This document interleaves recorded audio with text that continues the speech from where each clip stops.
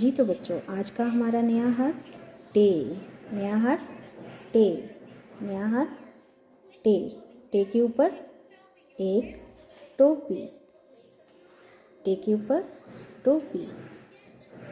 और टे का गीत होगा, टेटा टोपी सर को सजाए। और ये टे की कहानी,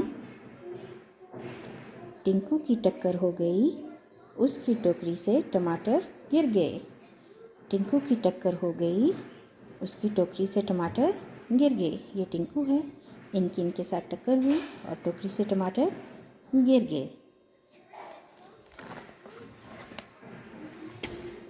ज़ख़ीरा अल्फाज, ये हमारी उर्दू की किताब, उर्दू का कायदा टे। टे से टेलीविज़न, टे से टोकरी, टे से टमाटर, टे से टॉफ़ी, टे से टीका, टे से टक्कर, टे से टक्कर, टे से ट्रक, ट्रक और गाड़ी की टक्कर हो गई, टे से टक्कर, टे से टक्कर, टे से टिश्यू पेपर, टे से टेलीफोन, टेलीफोन टिश्यू पेपर।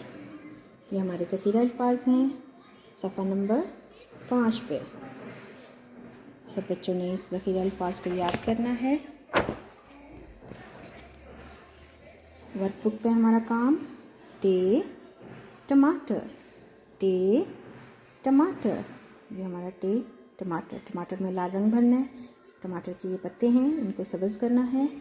और ये हर्फ टे, हर्फ टे। अब हम टमाटर को ट्रेस करेंगे।